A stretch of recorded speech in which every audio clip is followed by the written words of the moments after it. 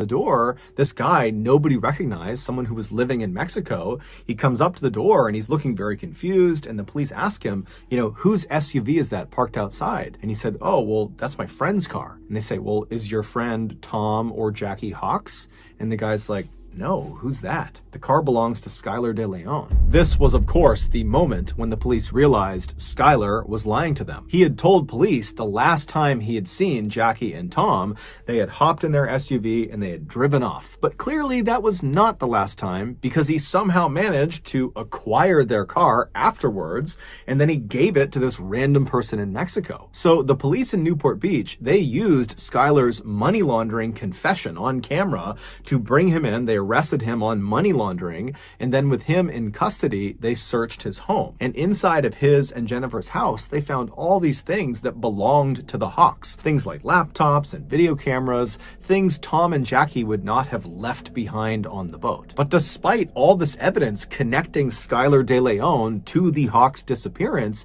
he maintained his innocence and said this was just a big misunderstanding. And then while he was in custody getting grilled by police, his wife, Jennifer, was also saying the same thing, that Skylar didn't do anything. She was even going on talk shows and talking about how this is just one big misunderstanding and Skylar had nothing to do with the Hawks' disappearance, that they are just as concerned about Tom and Jackie as everybody else is. But the police were not buying it. They knew Skylar knew something that he wasn't telling them, obviously. However, they weren't really getting anywhere interviewing Skylar. He was just kind of saying, look, I had nothing to do with it. And so the police decide, let's go back and re-interview the notary and also that other friend who was there as a witness on that day that the final sale of the boat took place. And so they call the notary back into the police department, and the notary is this woman named Kathleen Harris, who's never gotten in trouble in her life, and she's been a very successful notary for a long time. And so she sits down and they ask her again to describe her final interactions with Tom and Jackie. And once again, she says, yep, they came over, they signed the paperwork, they took their cash, they got in their SUV, and they drove off. But under follow-on, very intensive questioning by the police, Kathleen would finally break. And she would say, actually, I've never met Tom and Jackie in my entire life.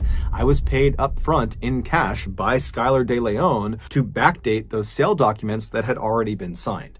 I have no idea what happened to Tom and Jackie. Next, the police went out and got that friend who was also there at the time of the final sale, that witness. His name was Alonzo Mason. And so they bring him in and they ask him, what was your final interaction like with Tom and Jackie? And at first he stuck to the story that, they got the cash, they hopped in the SUV, they drove off, that's all it was.